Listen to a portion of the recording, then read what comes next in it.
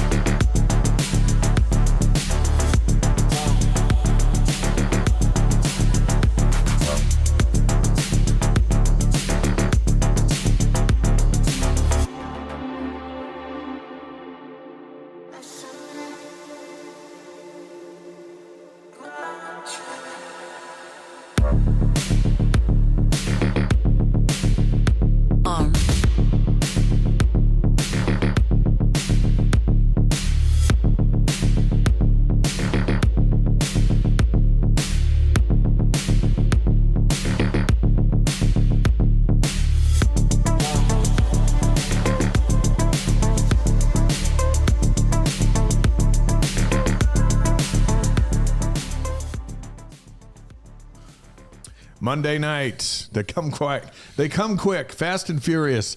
Welcome back to the Wise Guys. Dave McCann, Blaine Fowler. Live stream is hopping already, as it always does. And have you noticed on YouTube, our show's just getting more and more popular, and Yes. more people looking in? Thank you for doing that, and let's keep it going. Yeah, let's do it for sure. And make sure you follow us on YouTube. You mentioned YouTube. We'll put the link in the chat for YouTube. But hit the subscribe button. It's free. We're also live on Facebook, Twitch, and the hub or portal for everything that we do is wiseguys.com, YSGUYS, ysguys.com. And when you go there, make sure you subscribe to that as well, because if you subscribe to wiseguys.com, you get our weekly email, which I actually like getting because it reminds me of things. Cool. And when you go to that site, you have just a whole list, a catalog of all of the guests been on the show, including folks like Steve Young and Danny Ainge, Wally Joyner, Marie Osmond, Jimmer Fredette, Sherry Dew, you name it, from all walks of life. We figured out how to make a sports tie to pretty much everyone, right? Yeah. And look, including Marie Osmond, because Marie told us when she first came on the show, I'm a big sports person, and she was right. She helped us interview Robbie Bosco, and it was fun. So check it out. My favorite interview is Libby Lloyd, of course. Of course. That's my daughter. So As we sang on the show. As it should be. But I love all of them. Jimmer Fredette. I was just thinking about him today when I was driving up from St. George, thinking about, hey, these Olympics are right around the corner. And he's been on the show a couple times. We got to get him on as they get ready for the Olympics. Yeah, he said he's coming on with us before he goes. So that'll be cool. It's that kind of stuff that we have there for you. YSGuys.com. Richard from Panama is in with us. Good evening from Panama, where the lowest temperature ever was 68 degrees. Thank you. That's beautiful. Richard. And Glenn's in from the Philippines, and then a lot of spots in between. Drummond, Montana, right out of the gate. Hey, Ridgecrest, California. Ruthie, thanks for doing family home meeting with us every Monday night from Heron. We appreciate that. Yeah. Hey, send the snacks. We'll help provide the home evening content, but we're not in charge of the snacks. And the McKays, Scott and Elaine in from Drummond, Montana. It's an all around the country and all around the world type of a podcast. That's how we do it. It's a live stream tonight. It'll be a podcast tomorrow. Yeah, of course. The live stream's where the excitement is, right? And then the podcast is interesting because you can listen whenever you want, whenever you have a couple of hours. It's been a lot of fun. On tonight's show, by the way, Micah Harper is going to join us. Not only is he back in the defensive secondary for the football team after sitting out a year with an injury, but he's also in the business school. And so he finished his undergrad degree and marching into to the business school. So we're going to talk to Micah here in just a bit. Yeah, I asked Gavin earlier today, my son Gavin, who is Micah's coach, by the way. I said, what's the most impressive thing about Micah that we should talk about? He goes, the thing that we always hang our hat on is he graduated. he goes, yeah, he's a great football player and all that, but it's so cool that he graduated and he's going to be playing this fall as a graduate student. And he says that is something to hang his hat on. That's very cool. Also, we're going to talk about BYU hoops. The Cougars get a big man and they lose a big man. Reaction to the signing of Keba Keita and the loss of Noah Waterman, who entered the transfer portal just before Sunday's deadline. Does adding Keita make the Cougars an NCAA tournament team right now? I wrote about that in the Deseret News today. You can check that article out. We'll discuss it. And does Noah Waterman being in the portal mean he's going? Yeah. I think you put your name in the portal to test things out. And, we're not privy to at some point we do get privy to. I shouldn't say we're not privy to, but the conversations that he had with Kevin Young and, what that conversation went like. And it's interesting because I feel like Kevin Young's just a straight shooter of a guy. And he tells these guys where he thinks they fit. And sometimes they don't like what that fit is, right? And then they're in the portal. And then they look around, they go, oh, maybe I like my fit there. And then they come back. So we'll talk about that a little bit more. But Kate is a big get. And we'll talk a little more in depth on that. Shout out to Nebraska and Dallas and the great Cache Valley here in northern Utah for checking in on the Wise Guys. Coming up in a moment, longtime BYU fan Brandon Fugal, who owns the Skinwalker Ranch. Yeah. He's got a big show on the History Channel. He's going to be here in studio. We'll talk about some extraterrestrial things and the business world that we all live in. That's right. And where we're going in this election year. Some crazy stuff we're going to ask him about. Hey, by the way, Ruthie says she's going to bring snacks. Family evening, she says, I'll bring snacks. So, you know what, Ruthie, one of these weeks, since you guys do this for Family Home Evening, and you're only up in Harriman, the family ought to just come down in studio with us and bring the snacks and just have Family Home Evening here. And the snacks we really like are ribeye steaks. No. And I thought you liked Captain Crunch. Well, yeah, I do too. I like that too. But Ruthie, we'll take whatever you plan it, and we'll open our studio to you. All right, let's talk about some BYU basketball headlines before Brandon joins us. So, Keita signs from the transfer portal, 6'8". He averaged 8.4 points, 5.4 rebounds, just over one block in 16 minutes. That's all the Utes played him a game, which was a big mistake. Mm-hmm. He was coached by Chris Burgess, who also left the U for BYU. In this article I wrote today, and we'll reiterate it here, I think Keita is a game changer. He gives them a center who is a rim runner. That's different from a rim protector. A rim runner is you can do it at both rims. You get the ball, you run the floor, you make things happen. And I don't think BYU's had that in their arsenal since Yoli Childs. Yeah, and he's a guy, and he's long, right? So he's 6'8", but he's also long. Plays bigger than he is. We talk about Foose being at 6'6" with that 7'4" wingspan. Right. And so Keita's similar in terms of that wingspan, but a couple of inches taller and crazy athletic. So a guy that can really elevate off the floor. And great time to be a great shot blocker. You have to have timing. And when you watch his raw skill set, his timing of when to jump and when to go up and how to get a piece of the ball has been really, really impressive. And so I'm sure Kevin Young and the staff and Chris Burgess, when Chris got down here, I'm sure he said to Kevin Young, this dude's just scratching the surface. Yeah. Like he's got tremendous potential, and he's a potential NBA type of a guy if we work with him and develop him. And so I think they're not getting him for who he currently was or who currently is. They're getting him for what his potential is, and that potential is the sky's the limit. And that's a great get for BYU. And I was told over 25 P5 schools went after him, and BYU got him. People know raw talent, right? Yeah. So they look at it and go, and they know 6'8", who plays 6'10". So I think it's just a game changer. It makes them a tournament team, even right now. And they're going to add like 4 more pieces. They've got some, and they're going to go get another big. Just count on that. So Keita's biggest games, 18 and 7, so 18 points and 7 boards against Arizona. 18 and 11 against Washington State, and against BYU he had 10 and 6. But he's very capable when given minutes of being high production. So fun stuff.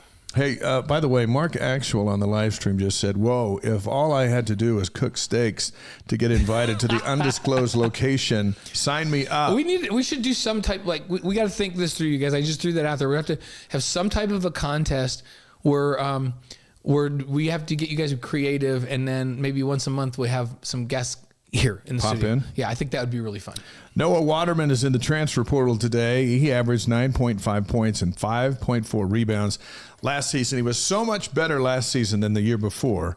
But if you notice a thing, during this whole coaching shift Noah kept quiet. Yeah. No comments about cool or not cool or nothing. Right. And so there were some rumors that he might be heading to the portal about a week ago.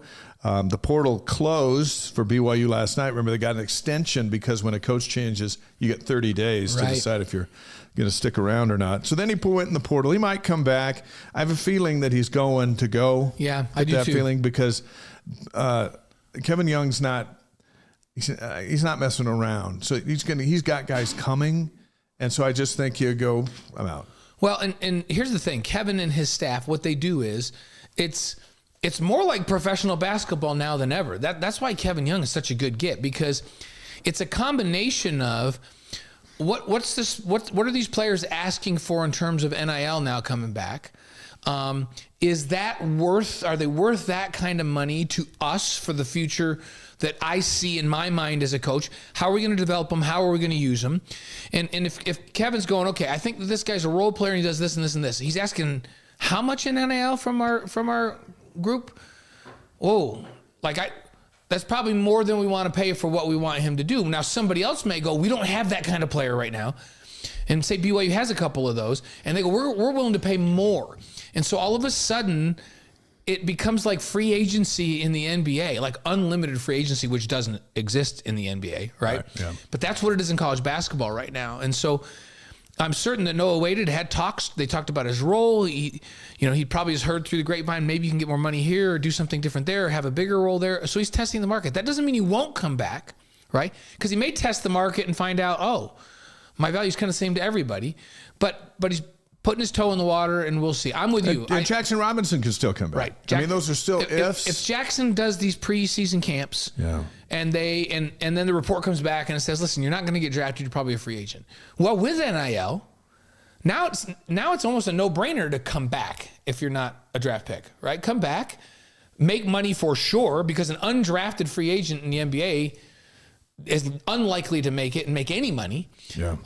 Certainly Jackson's good enough to go play in Europe, and I think he's got skill set to play in the NBA, but how about coming back and maybe playing for an NBA player development coach that could help him maybe get drafted? So we'll see. Jackson may ball out and just really shine in these camps and end up being drafted. So BYU football news, they got a new running back. We'll talk about that later in the show. Also, you can actually sign up now for away game seats. There's some big ones, including some really unique places, starting with SMU. So we'll have some information on that. And the Phoenix Fan Fest, which is this Saturday. That's coming up. Micah Harper going to join us as well. But we're stoked to introduce our first guest tonight, and we'll bring him over from the green room onto our desk. He's all business when it comes to commercial real estate and television. And so many of us, he grew up watching BYU football games at Lavelle Edwards Stadium with his dad. It is our pleasure to welcome to the Wise Guys the chairman of Colliers International, Brandon Fugal. You flew all the way from Paris to be on today's show. So how you feeling? Yeah, I'm great. I feel like I've been hit by a truck, but I just finished drinking 52 ounces of Diet Mountain Dew. Whoa, and, that's a preload, right? Yeah, so I'm back. I've got my second wind, and I couldn't get this stupid. Is that the Taylor Swift Paris Arena? Just leave it. It's part of you now. It matches your shirt. It's crazy. 24 hours ago. It's just last night. We were at the stadium watching Taylor Swift for. My wife wanted to go for Mother's Day over the weekend, and it was quite an event.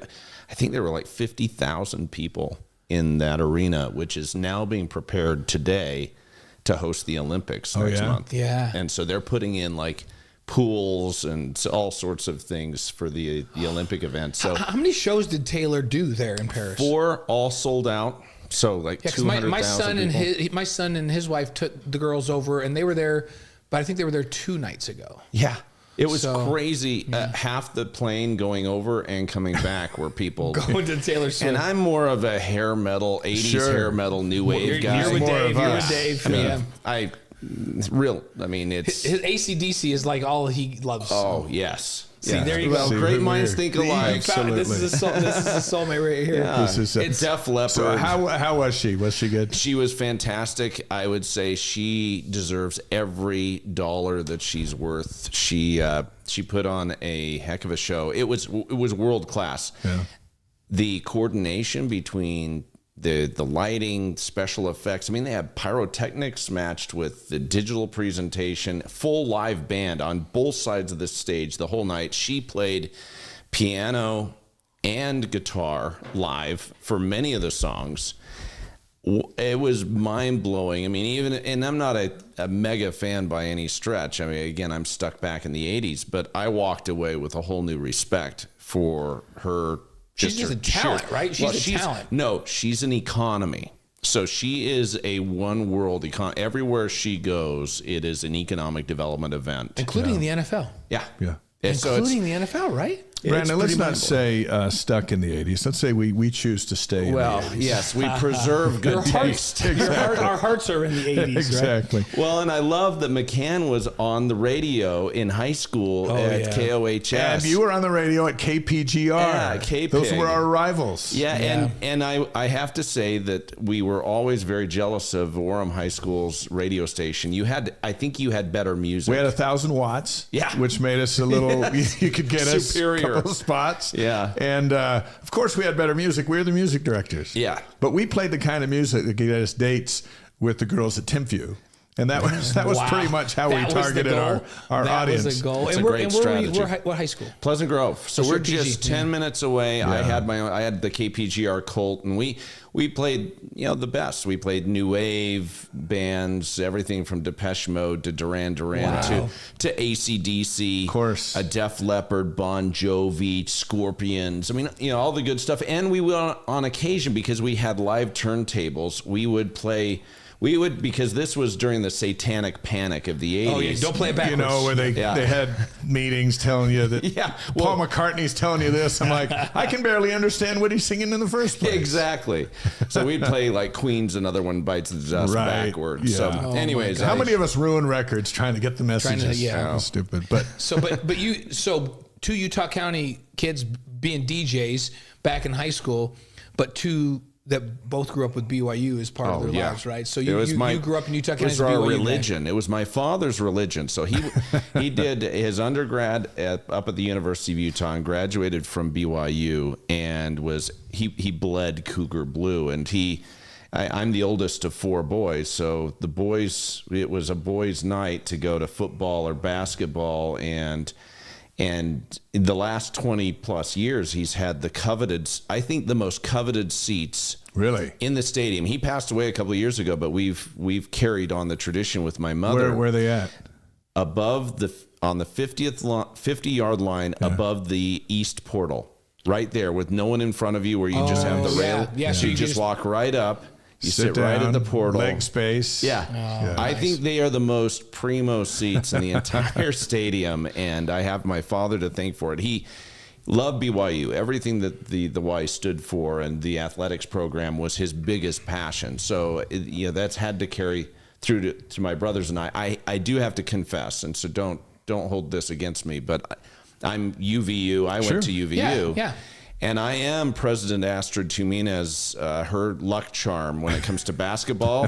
The last two times that UVU has won against BYU, we've been on the floor with President Tuminez. And so, it's a part of evening the score a little bit, but they're both sister. Sure, and we root for UVU every game they play, other than BYU. Well, it's so fun. We have such a vibrant community here, and the thing is, BYU has a global mission that they're fulfilling that's a university like UVU can't. I was interviewing UVU's baseball coach just before our broadcast a couple weeks ago, and we were talking about they got a good team. They have a better team than BYU this year. They got veterans and all this stuff, and we were talking about sports between the two, and the coach just he goes, hey, you know what? BYU football, we're all into BYU football. we're just glad to be competitive in these other sports when we go head to head. But there's only one football team. Yeah. And they're okay with that. Half their students come. I think they get a rock pass. And, and the wards are all intermingled. The apartments it's between the two, there's like 80,000 college students. Oh, yeah. Well, you have 44,000 at UVU and about 34,000 at BYU right now. I served in a bishopric up on campus for almost 4 years, and our ward was split half BYU, half UVU. Yeah. And it's a great mix. Well, and they're feeder schools. They actually, people do a couple of years at UVU and then move over to BYU, and some transition the other way. We were going to ask you this later, but we're going to ask you now, and then we have business to talk about. Skinwalker Ranch. I will answer anything I can. So you were on the board there at UVU. How close has the discussion ever come to we need our own football team? Because they're making a great soccer stadium and all that stuff, but what about you've been in there? How close have they got? Well, having been the one to negotiate their acquisition of the 230-acre property in Vineyard, right, which holds their intramural ball fields and is part of the future expansion. That's a big dome, covered field, right? I think the vision always has been to have a football team. Really? President Matt Holland, he'd kind of get a twinkle in his eye when football came up, so I think it's a dream, it's an aspiration. But everyone tips their hat to BYU and the program. You look at how much it has evolved, even most recently. We're really looking forward to this year. It seems like that talk for UVU has been going on for a long time. My good friend who's passed away from cancer a number of years ago, Dave Palferman, was the vice president of Central Bank, and he was working on a project with UVU. It seems like 20 years ago to try to bring football. Oh yeah, it's always been I love Central Bank, the Packard family, oldest bank in Utah County, still going strong. Love those guys. They sponsored my softball team back when I was in grad school. We had Vice Sikahema playing center field, Leon White playing first base, Danny Ainge came back, played third base for us. It was the craziest, not intramurals, but City League. Oh yeah, we were playing in the Orem City League, and we'd show up and what? Who are these guys? Yeah, and it was a fun team. But Central Bank and Trust, they sponsored our team for us. They were great. Yeah, we have great financial community. Brandon Fugal's with us on the Wise Guys. Okay, let's get down to business. And let's start with business. Is it still location when moving real estate? Absolutely. It's never going to change. The only thing you can add to that is the trend today with companies, large corporate occupiers trying to bring people back into the workplace is amenities. People are wanting to have a quality of life with their work experience if they're going to go back into the workplace, and flexibility and the ability to access services and amenities like never before. But it is still all driven by location. And Utah, thankfully, just recently this last month has been named the #1 economy in the country by U.S. News World Report. We're firing on all cylinders. We have so much going for us, and we're leveraging that momentum to be able to, I think, position for the future. Do you feel this move to come back to face-to-face business? I work for a big Fortune 100 company for Stryker. Yeah. And I feel it inside of ours. I'm wondering if this is a trend, across the globe, across the United States, where it's, this whole remote thing, it was okay. And maybe we can have part of that moving forward. But we have this great desire to bring people back in face-to-face at least part of the week. Yeah, we're a knowledge worker economy. I actually think that with a few valid exceptions, I think being in the workplace together and that collaboration, those collisions that take place and the innovation, the relationship building and all of the momentum that comes out of that cannot be replaced. You can't do that on a two-dimensional Zoom call. I think it's a bit of a myth that has been perpetuated for a number of reasons. And I think our workplaces are going to be more important than ever in the future. But with that, I think we see flexibility here to stay.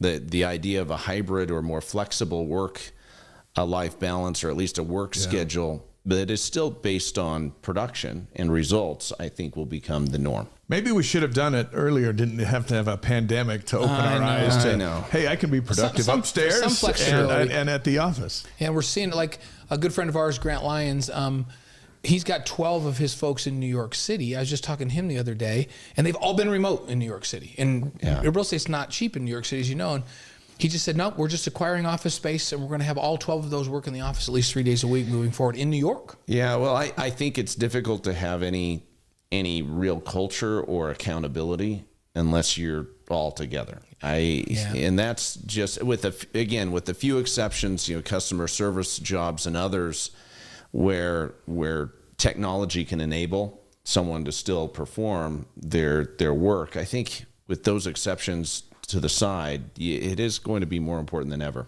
Yeah. What does the chairman of Colliers International do?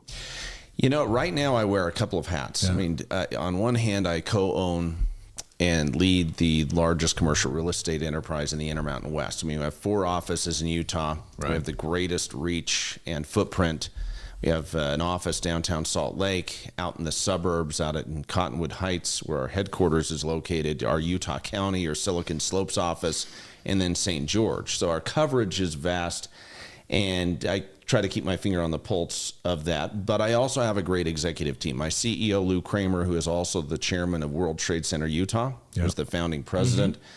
It really carries a lot of the load, but I have to give credit. We have a new executive managing director, Jeanette Bennett. Right, we know Jeanette. Jeanette left really Bennett Communications, where she's chair of the company that she founded, which is one of the largest communications and publishing companies in the region. And she's now the top operating executive for Colliers in the Intermountain West and here in Utah. And Colliers is a global company. We're the fastest growing of the big 3. We have 500 offices in 66 countries with 18,000 professionals, represent a good share of the Fortune 500. And we're a juggernaut, but at the same time, we've kept our culture intact here locally that I developed over the course of the last few decades. And that leadership and that culture allows me to still focus almost all my time. I would say 90% of my time is focused on representing companies, entrepreneurs, and projects. So you see my name all over. Yeah, on about 200 signs. So occasionally your black helicopter flies over. There you go. We use aviation dynamically. I mean, I'm the only person I think that uses aviation on a weekly basis associated with their business here in Utah and site selection. But I have the privilege of representing some of the largest projects from Ogden to Provo that are literally transforming the skyline of our communities. And that's what gets me up in the morning I'm a deal junkie. I haven't changed at all since I was a teenager. Since you were at KPGR? Yes, since I was at KPIG, Pleasant Grove High School. We were talking about this being an election year, presidential election year, so a big election year. And it's kind of a 2-part question. How does that affect your forecast for both commercial and residential real estate here in Utah? And is it further, you mentioned Colliers is an international company. Right. Does a presidential election in the United States affect real estate in other countries, or is it limited to here? Policy affects the economy in every way you can imagine. I mean, commercial real estate is impacted by political trends and policies in Washington, D.C. And I think it is important to have the right type of representation. I mean, we are a free capitalist market. Capitalism and the idea of the American dream and the ability for someone to make something of themselves and to really take part in that dream and have the incentive to do so is something that sets America apart from the rest of the world even today. And I think it's important to align with individuals, not necessarily parties sometimes. I mean, I think both parties have a bunch of idiots running. I mean, it's like the prisoners running the prison, the inmates running the prison. But it's a bit of a train wreck back in D.C., and you see a lot of challenges and frankly a lot of arguing over petty things when we should be focusing on kind of bigger picture societal ills and frankly protecting the things that are our founding fathers really fought for. And so I think as we look at this presidential election, no matter what your political persuasion may be, I think you've got to take a good hard look at who are the candidates on not just a national level, but on a local level, on a municipal and state level that really protect the American dream and embody that. And I think you look at the landscape ahead, and there's reason to be optimistic. There's some good people. Yeah. Do you ever get involved in your commercial real estate life in some of these stadium deals? Like Ryan Smith, who's a friend of ours and a friend of the show, with all that he's doing and trying to, with the Delta Center now back, the Delta Center, and trying to get Major League Baseball here, and now we have NHL hockey here. Do you get involved in that real estate part of the? Good question. Ryan Smith and what he's doing with his Smith Entertainment Group is going to recast downtown Salt Lake. Yeah. And frankly, the entire market is going to have such an impact in bringing professional sports to the next level. And he's a visionary. That's one thing I really admire about Ryan is his vision and his love of community. I had the privilege of working with him years ago on the Qualtrics headquarters as he was expanding, and to see him work and operate and execute. And it's all about execution. You can have all the vision in the world, but if you don't have the execution and follow through, it's all for naught. And I have great respect for what he's going to be doing in order to elevate Utah to another level in the years to come. And commercial real estate is core to that. I represent a lot of the properties in that downtown area. In fact, I have a corner right across from the Delta Center, right across the street, that will undoubtedly be part of that master planning effort that I represent. Also sit on the board of Utah Symphony and Utah Opera, which will have a role in that whole area and the re-envisioning of the arts matched with what is happening within sports entertainment. So the beautiful thing about commercial real estate that has driven me from the beginning is the fact that you can see a tangible manifestation of your labors on the landscape of the community, and no one can escape it. It doesn't matter what sector of the economy, who you are, anyone in business has to have a real estate strategy of some sort. And our state is going to be transformed to another level between now and the Olympics. I mean, we have an Olympic to look forward to a decade from now, and I think the sweeping changes, the seismic shifts that we're going to see in our communities in preparation for that, and as we grapple with growth, are going to be, I mean, we're living in a renaissance. This is a renaissance that people will reflect back on. I think people will be talking about this time that we're sitting in right now, 100, 200 years from now. They're going to say, gosh, can you imagine what happened? Did those people even realize what was happening right there before them?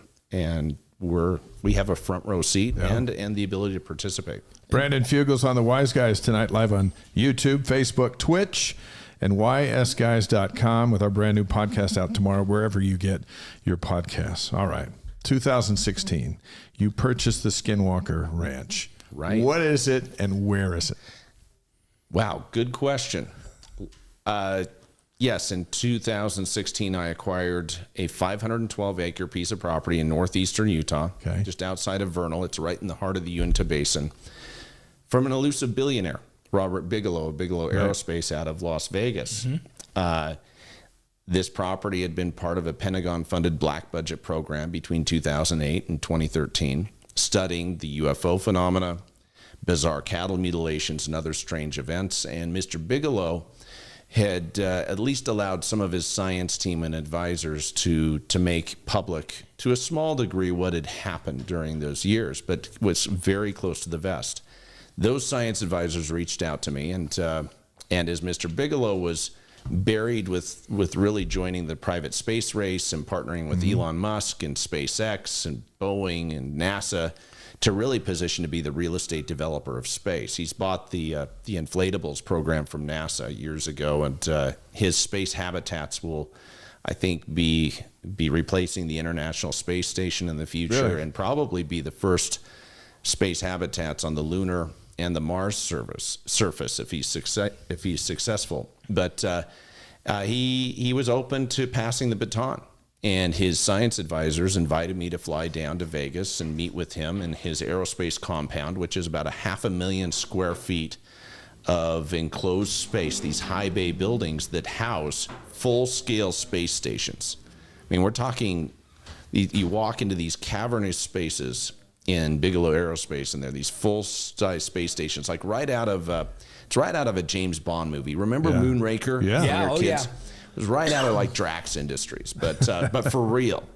And I quickly acquired the property. Now, why did you think you? Yeah, why buy this thing? Well, I bought it as a curiosity. I didn't believe in any of it. So I'd never seen a UFO, a ghost, or orb, or anything of the sort. In fact, at that point in time in my life, I'd gone through a bit of a faith crisis, and I decided that the majority, if not all, the paranormal claims out there, if you simply apply scientific rigor and discipline, can be explained away, that there's a natural prosaic explanation for all of that. And I thought, notwithstanding the mythology behind this property and the reports of UFOs and all of this other strangeness, and the mythology associated with the Native American tribes and this curse that had been placed on the property, the Skinwalker curse, which hinted at demonic shape-shifting entities of Native American lore inhabiting this property. I thought, if I bring my own team of scientists to bear,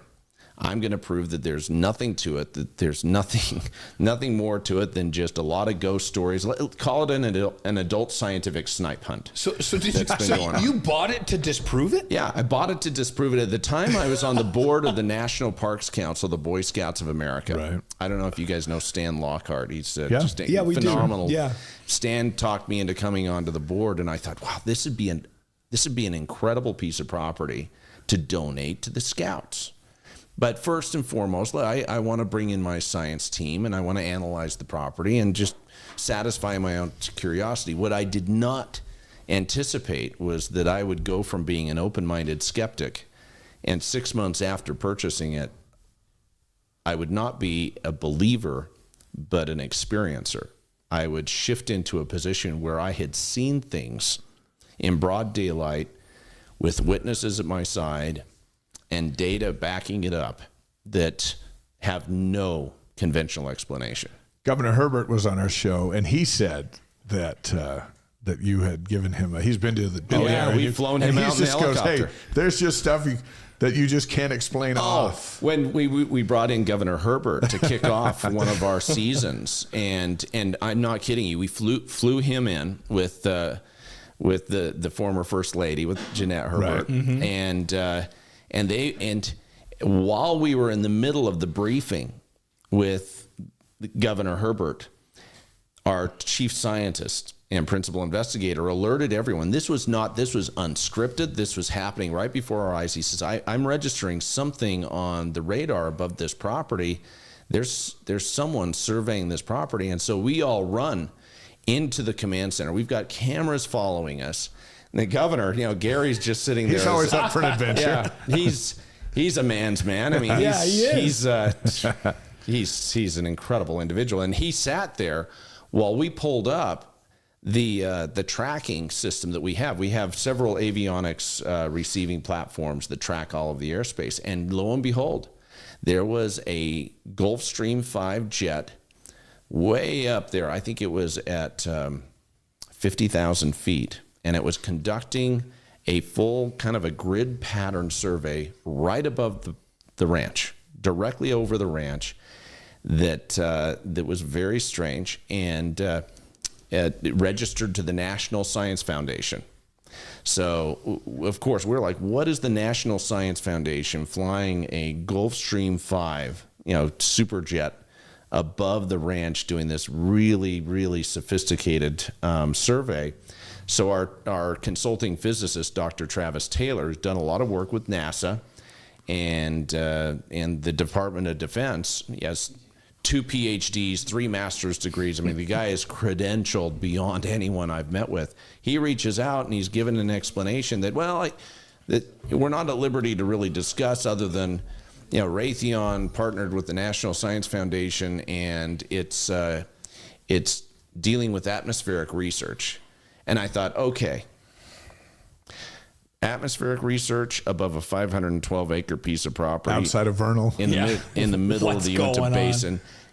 I mean, give me a break. And of course, we see continued covert military presence showing up. I mean, everything from unmarked Black Hawk helicopters to Army Special Ops Chinook helicopters. Just keeping an eye on this ranch. Sweeping the property, showing up in the middle of the night, right in the middle of experiments when there's a no-fly zone directive out there that no one's supposed to be flying because we're either firing off rockets or conducting experiments. And all of this is data. I mean, we're gathering data, and I tell people all the time, we are not driven by an inherited narrative or what people claimed in the past. We're driven by the data, and the data demonstrates that not only are there continued UFO, or what we now call it, the politically correct term is UAP, unidentified aerial phenomena. And that's what it is now. Yeah. But also we see strange things happen. Things die in strange circumstances out there, and there are electromagnetic anomalies, GPS malfunctions. I mean, think about this. GPS doesn't operate properly above this property or on it. And you think about how much our world depends on our satellites and our GPS. Everything. It's rendered completely dysfunctional, does all sorts of crazy things. We need to go. We got to go, Dave. I can go down any rabbit hole you want, but I will tell you it is true. There is absolutely something going on there, and everything from the covert military surveillance attesting to it to the data, the evidence, and now we're into our 5th season. We have our hit docuseries. Right. So you created this television show, this series called The Secret of Skinwalker Ranch, as you mentioned in the 5th season. Like, how did that, like, what was the brainstorm that went, you know what we should do? We should do a series on this on the History Channel. To be honest, I bought it completely in secret. I never intended to reveal my identity. I did not want my name associated with these topics. I mean, I did not want my credibility questioned in any way. And so I swore anyone to secrecy. I kept the circle very, very tight. Even my family and my wife at the time, they were completely unaware that I owned the property. And I was never going to let anyone within those gates. I was going to continue to keep it as a privately funded frontier science exercise. And then after years, 2 years after buying it and having my own experience and data, I was summoned to Washington, D.C. with my team to give confidential testimony before certain committees relative to the reality of what is happening there. And then shortly after that, within a year or two, of course, the History Channel came knocking. They actually called my people every week for a year. In fact, they bugged They're relentless. They were. And I'm not exaggerating. Every week, we were getting calls from producers from the History Channel saying, hey, we want an audience with whoever this mysterious owner of Skinwalker Ranch was. And there's a lot of speculation online. They thought it was either Elon Musk or Tony Robbins, the walk-on Coles motivational speaker, and a host of others that they were speculating could own the ranch and had bought it from Bigelow. But it was interesting. I finally said, okay, if they'll sign a confidentiality agreement and fly here to Utah, because I don't want to waste my time flying to L.A., have them fly here on my turf, on my territory, and I'll hear on my ranch. Yeah, I'll hear them out.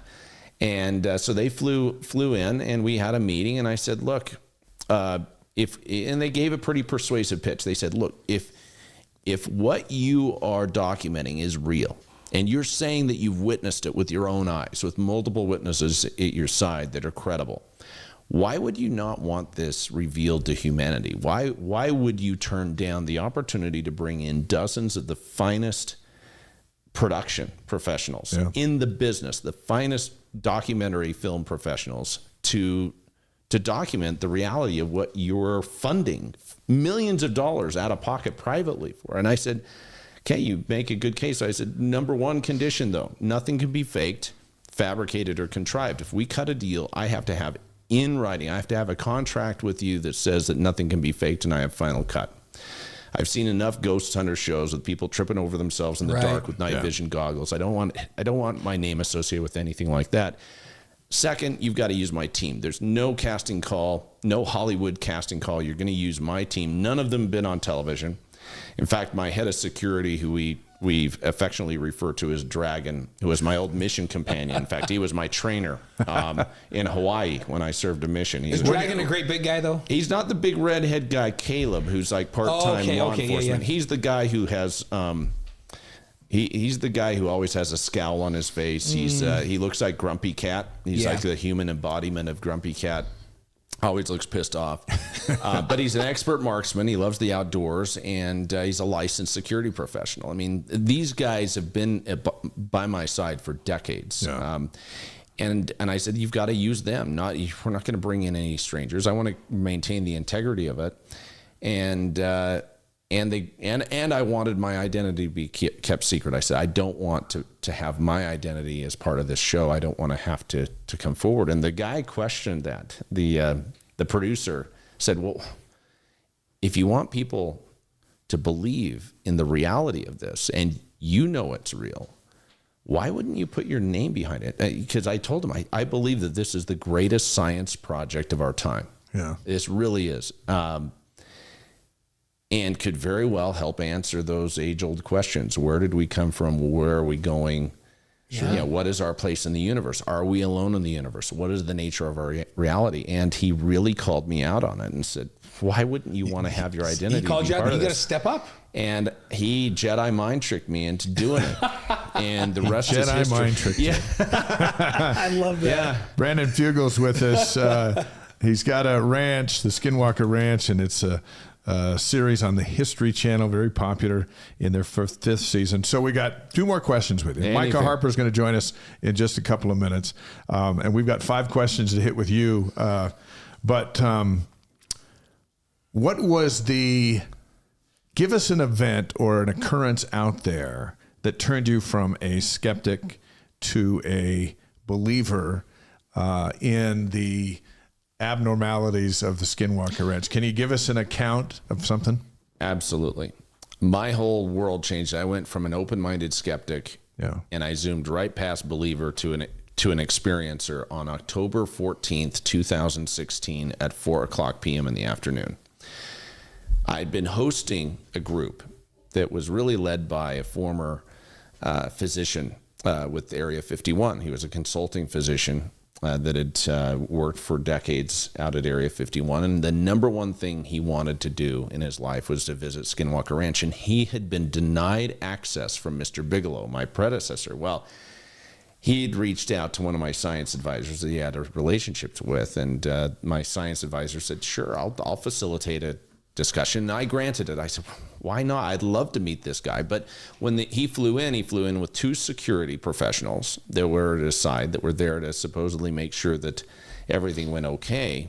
And when he was signing the confidentiality and liability waiver before we flew out to the ranch for the day and the tour, the briefing, if you will, I told him, I said, in full disclosure, I've owned this property for 6 months. I've been flying in every month in my helicopter, getting briefings. We've got surveys. I have soil surveys, full drone surveys of the property, and I have yet to be convinced that there's anything truly strange going on. So don't expect to see anything unusual. In fact, it'll probably be a beautiful, peaceful day and non-eventful, and it's an interesting property with a very unique landscape. I mean, you've got this mesa plateau that runs the expanse of the property east to west with the cave systems. You have old pioneer homesteads that are barely standing that look just haunting in that backdrop, and waterways that snake through the property. So it's a uniquely beautiful property. And so we proceeded to go out there, and everything changed. I mean, within minutes of entering the property that day, things started acting strangely. Smartphones started malfunctioning.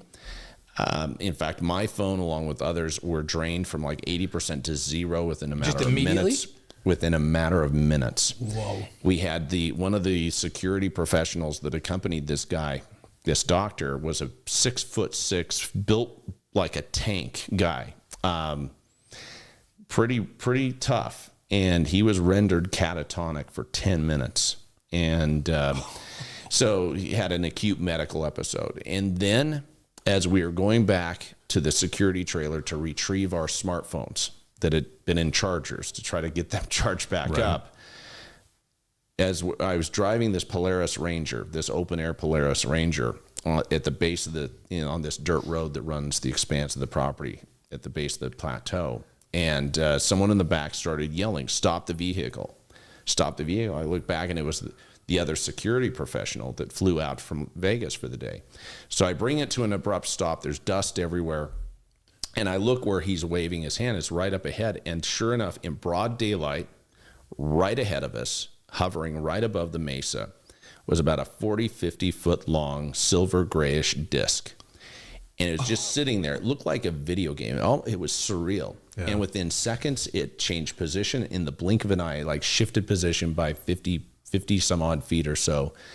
A few seconds later, it dropped. We're all sitting there just stunned, saying, "Are you watching this?" And then it darted to the right, and then seconds later, it was gone. It either fired off like a bullet, had some unimaginable speed, or it blinked out of this reality. We don't know where it went, but the whole event lasted 20 seconds. The whole sequence of events in this sighting, which was undeniable. It wasn't some fuzzy thing or some blinky light in the sky. It was an object that had form, that was metallic. I mean, you could see the sun kind of glinting off of one side late in the afternoon. And that event left me completely changed. I mean, you'd think that we would all be talking about it and excited, but we all sat in silence driving back to the command center to pick up our phones. And we get back, and my chief scientist asked us, he said, "Do not talk to each other. I don't want you comparing notes. I want to be able to sequester all of you separately and get your written testimony, and be able to transcribe your testimony and what you observed, just to keep the integrity of it." And of course, it all matched up. But that day changed everything. And I proceeded to pour millions of dollars into really developing, I think, the most advanced scientific platforms deployed on a private property of this kind. A lot of people refer to it as the private Area 51. Some refer to it as Mecca for the paranormal. We have people show up at the gates every day from all over the world that want to touch the gate or be able to make an appearance. But it is... have you had, since that time, 2016, have you documented other things similar to that magnitude? Like, 'cause that's a huge... That's pretty stunning. Have we been able to get something that compelling and stunning? Not necessarily, other than I will say, let me back up on that. Because I know the show shows a lot, but that's a pretty stunning thing. The data that we have as far as scientific data with the GPS anomalies, the electromagnetic issues, a lot of the correlating factors is more compelling than anything. Wow. And that continues to be documented, as well as the corresponding unidentified aerial phenomena that seems to appear or attend many of these events. So I know that was a little bit of it. No, that's awesome. That's exactly what we expected. That's such great. You got to have meat and potatoes in a thing that's in its fifth season on the History Channel. There has to be something to it. Well, yeah, it's captured global attention. Yeah. This is a hit series. I mean, it's a hit series, and has spawned a spin-off series that I'm producing called Beyond Skinwalker that enters its second season next month in June. 16 episodes coming with that series as well, that takes the investigation beyond the gates of Skinwalker Ranch in Utah. And we take our team, an expanded team, to investigate sites of interest and use the same scientific rigor, discipline, and diverse platform of instruments to be able to document whether there is really reality to some of these strange events. See, that's what makes you a TV guy, just like us. And here's what's crazy is I'm a child of the 80s, so I was raised on Steven Spielberg. And you probably never had any idea that your passion would take you in this. Like, never. Now you're now you're not just a commercial real estate guy. You started out a DJ.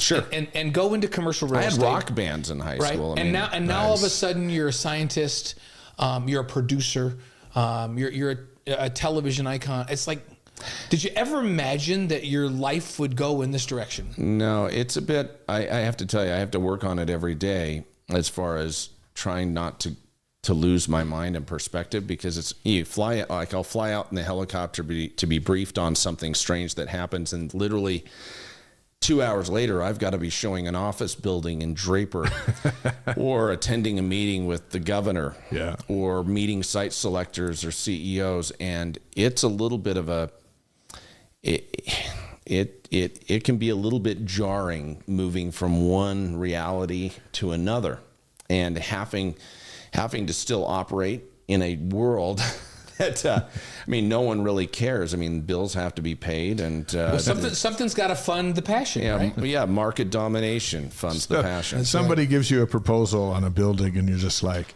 "This is it. This is all you got." I just came from another world. I just got done. I just finished attending to a dead cow that had a UFO appear above it, and everyone's smartphones and compasses malfunctioning. How do you process that and then go back to normal life an hour later? I don't know. I have no idea. We want to go do it. It's like moving in and out of the Matrix. We want to go do it with you, though. We definitely want to go do it with you, Brandon. So that's crazy. That's awesome. All right, all of that sets up this 5 revealing questions. With Brandon Fugal, with Micah Harper coming up here in just a moment. Speaking of Micah, it's year 2 of the Big 12. What's your forecast for the fall? Oh, geez. I'm not going to. Even though people say that I'm the prophet of the paranormal to some degree, and can divine you can't predict this? That I can't predict. I'll just say that things are going to be favorable. Yeah. There you go. I think momentum is positive, and I think luck is on our side. Micah, you good with that? And Mike is, and a healthy Mike is going to help. Yeah, we lost him before the first season. Yeah, failure is not an option. So I'm so sorry, but you have to execute. So he's going to do it. Everyone's going to be watching. And Micah got his degree, by the way. So now he's a grad student. Now he's in the business school. He's in the business school. Well, then you're really dangerous. You're a triple threat here. Okay, here we go. 5 questions with the great Brandon Fugal. Don't you think about these? Okay. Favorite sports movie? Remember the Titan. No, Hoosiers. Okay. That's a great save. I bawl my eyes out. That's anyways. Those are our top 2, by the way. Marie Osmond's number 1. Marie is Hoosiers. But Dennis Hopper is the alcoholic father. Yeah, he's phenomenal. If you don't cry when he kind of makes... Every time. And the music's awesome. It's just... Gene Hackman. Hoosiers is one of those we talk about all the time. When you're flipping around the dial on TV and Hoosiers is on, you stop. You just stop. It's a spiritual experience. Yeah, so it's great. Okay. Your favorite singer or band? Now this would be interesting. Depeche Mode. Yeah, there you go. Depeche Mode. I love it. Number 1, I saw them twice this last year, and I pray I get to see them more. But we have to say, we now know that Taylor Swift has moved way up the list. Or is it just your respect for It's her? my respect. It's up Kristen's list. Yeah, it's my wife. Yeah, there you go. Now, my dear redhead you wife. and I played Depeche Mode songs in high school, and then you've just recently seen them, and it's 2024. Twice, yeah.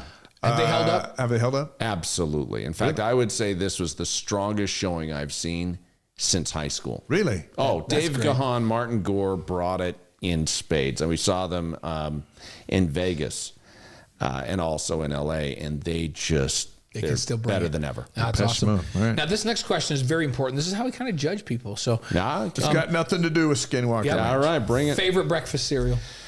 Easy. Fruit Loops with marshmallows. With marshmallows. I have at least 3 boxes in my pantry. I have never had them with marshmallows. It's the breakfast of champions. It's part of a healthy lifestyle, along with Diet Mountain Dew. Just so you know, we do not respect anybody that eats healthy cereal. Danny Ainge came in here and said that he only eats... his wife makes him eat shredded wheat. So she says Michelle makes him eat shredded wheat. But he's had some health challenges. Not frosted shredded wheat. Shredded wheat. Regular He shredded might wheat. as well be eating wicker furniture. Right. I was like, you know what? I have a field. That's a crime against humanity. I have a field across the street from my house. You can just come graze on the I don't grass. think he was proud of it either. It's just the world he's in. Yeah. So poor guy. So this one's all equally important. Your favorite sports moment with your dad? Oh dear.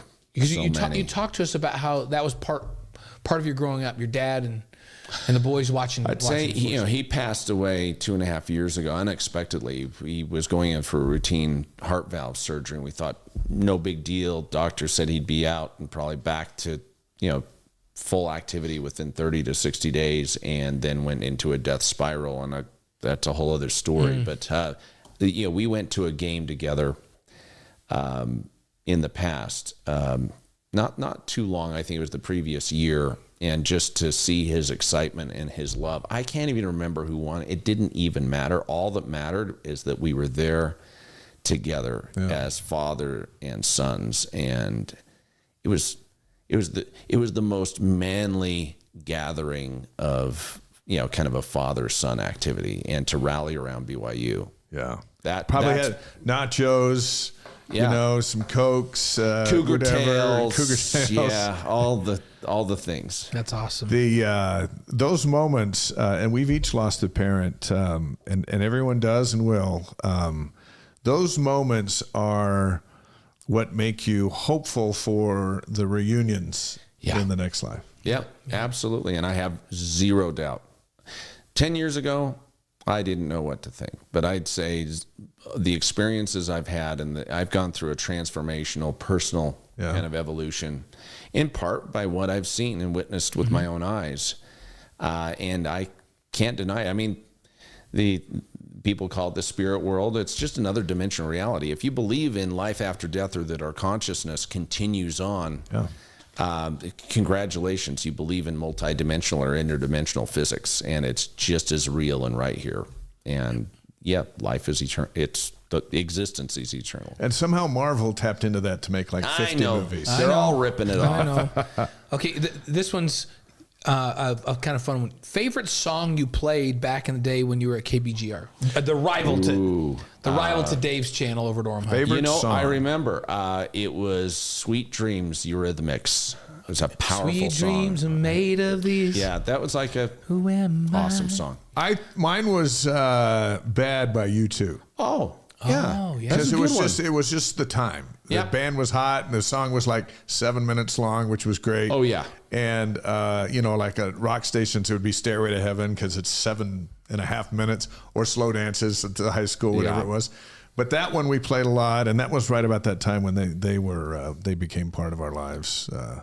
But and I can, they say when you smell things, it takes you back to a moment. Sometimes food takes you back to a moment. Yeah. But is there anything more powerful than music taking you to a moment? It's the ultimate time machine. Yeah. I drove from St. George, and I just thought, please don't call me on the way home. I just drove up from St. George, and I just played music the whole way.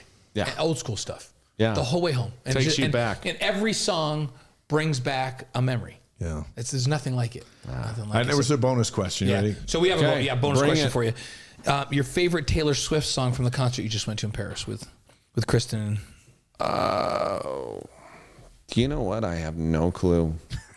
How's that for an honest answer? Your man card. You got your man card for another 2 years. So I don't have any clue. And guess what? It was all right. Yeah, as I was driving my car, just hauling butt to get here, I proudly was blasting, I think it was Poison. Nice.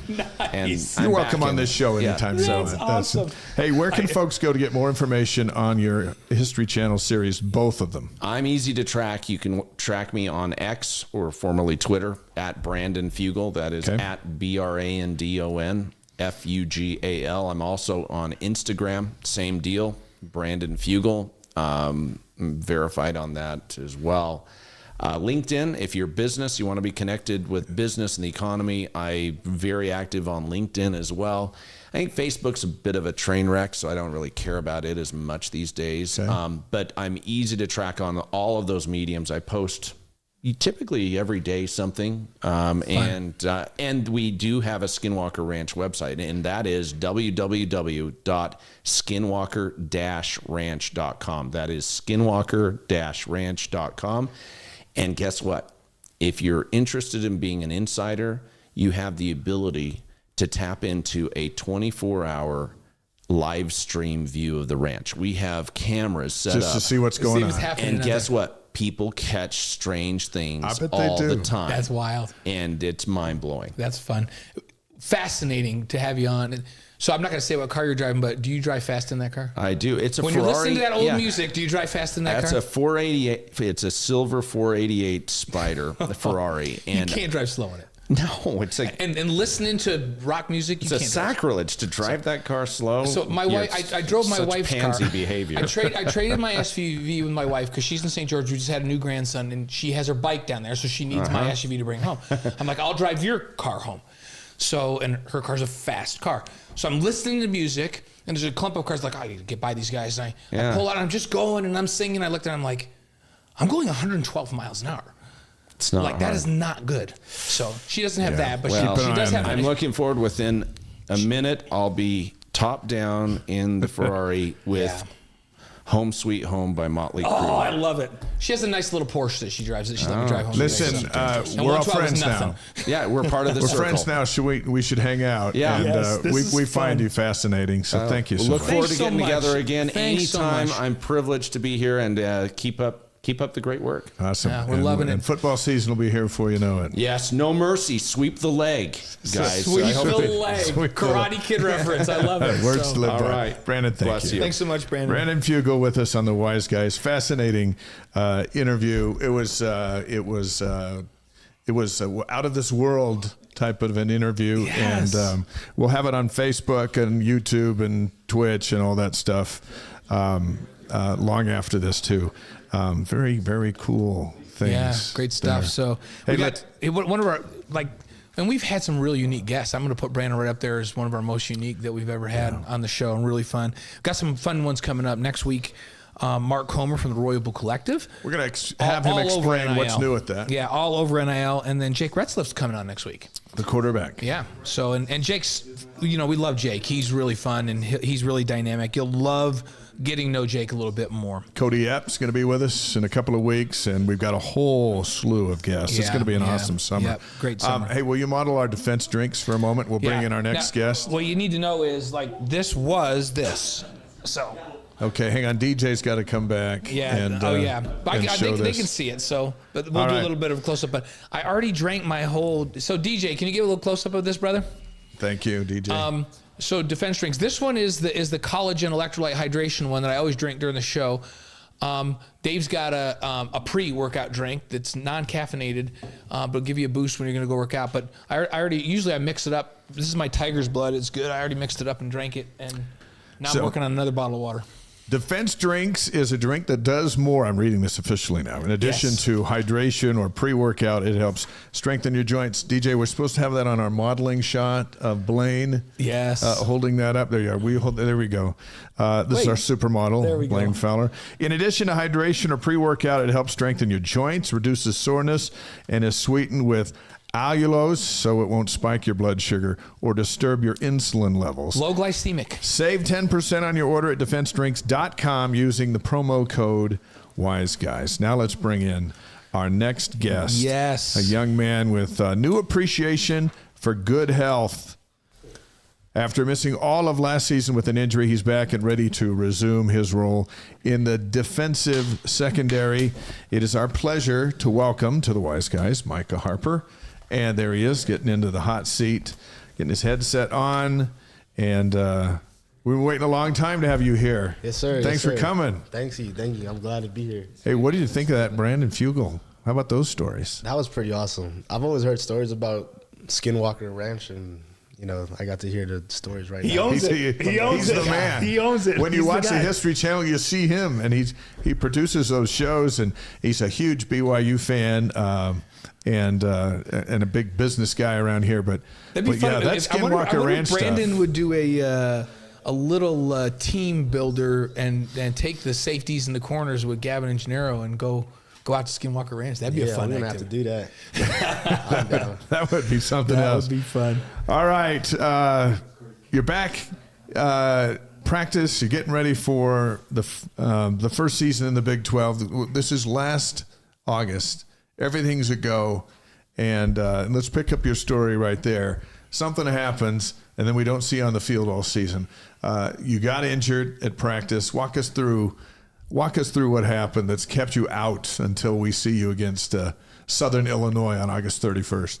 Yeah, so basically we was in our first scrimmage of fall camp, and the running back came up the middle. I was coming from the side. I tried to tackle him, he cut inside, and then I tried to cut back inside to make the tackle and to collide with him. And I kept going forward, and I felt something in my knee. I couldn't get back up, and yeah. Did you know you were in trouble? I knew that something happened, but I didn't know it was going to be as significant as it actually was. Because I actually ended up getting up and kind of hobbling off the field, but I don't know. It just everything happened so fast that I didn't even know what happened. I was there, and I did not like it, because a lot of times these ligament injuries are non-contact, and you rotate it on and push. I was there, and I was like, oh no, not Micah. Yeah. So what describe the mental toll that one goes through as a student athlete, suffering a season-ending injury weeks before the season is supposed to start? Most of us will never experience what that is. What's it like? It's definitely difficult. You work super hard the entire offseason just to play your 11 games and then some if you guys are granted extra games for winning. So it was definitely difficult, especially because it was so close. I was looking forward to this year. This is supposed to be a really big year. First year in the Big 12. Yeah. You dream about this. Yeah, I'm about to play Power 5 football. I'm about to play Texas, Oklahoma. I'm about to play Oklahoma State, face the running back. Yeah. It's just a lot that was on the table. I got, aspirations to play in the NFL. This year was a big year. I had a lot of agents hitting me up, telling me that, this could be your year. Like if you do what you're supposed to do, then this is gonna be your last season in college. So, and then poof. Yeah. At what point, and how long did it take you to kind of come to grips with, oh, wait a minute, I'm gonna have to just grind and rehab, and this is gonna take a year to get back to full. How long did it take you to come to reality with that and get to work? I guess kind of immediately. So once I seen the doctor a couple of days later, and he kind of told me that it ain't looking good. Or actually, I seen the trainer first. The trainer said, he thinks it might have been my ACL.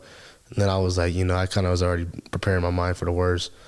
And then basically after I got the MRI, there's just confirmation. I was obviously praying, hoping for the best, just, something minor, nothing crazy. Then when I got the MRI results, I knew that, my season was over. And then I kind of talked to my mom.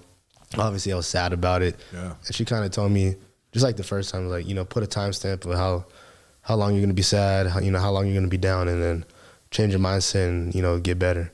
Great advice from mom, right? Yeah. I was thinking about the injury to, I want to say Keenan Ellis, but the name escapes me. Got hurt in the Arizona game. Oh, yeah. The concussion with Keenan. Yeah, that was Keenan. And that took football away from him for good. Mm-hmm. And he had to come to terms with, okay, there's more to life than football, but it wasn't easy to get to that spot. And he had good people around him. Sounds like you had good people around you. Yeah, I definitely have a great support system. My parents are, they're the best. They're the reasons, really the main reason why, I'm still, got a good mindset on my head, and I'm progressing and doing good.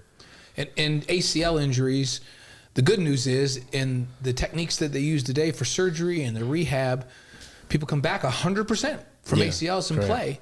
And so where are you at in that progress, and will you be ready to roll when that first game comes around? Yeah, so right now I'd say I'm about 95%. I feel really good. I'm able to cut and do everything athletically and physically. It's more so the feeling like I can still feel my knees, not just day-to-day walking or something like that. I can still feel a little something in my knee or something like that. I got to stretch a little extra more before I have to work out and stuff like that. But, I still got a couple more months before my 1 year mark, and that 1 year mark hits right before the season, so I'll be ready to go first game. Micah Harper's on the Wise Guys tonight, live on YouTube, Facebook, Twitch, and wiseguys.com. As you sat and watched the highs and lows from last season, what did you learn that's going to help you be better for your Big 12 debut? I would just say, honestly, just learning the game from the sideline, what the offense is really trying to do. So, all I've been doing is just watching football now, and now I'm getting the jump. I already have a great knack and, instincts while I'm playing, but now I'm now I really know what the offense is going to do. I can call out basically the plays just by looking at a formation now. So I think this year I'm really going to be making a lot more plays. And you have a reputation from when you played before the injury of being really physical, like wanting to come up and knock people around. What does it take to have that kind of mindset to these big, because some of these guys are big dudes that are coming, tight ends that you're covering and backs coming out of the backfield. Yeah, you just throw your body in there. What does it take to have that kind of mindset and to play with that kind of a reckless abandon? I would say, I obviously got to be smart. Like, I'm not just doing it every play. It's very, situational. But it's also having the mentality of, like, not having any fear. I'm not afraid when I'm out there. My dad taught me that from a young age.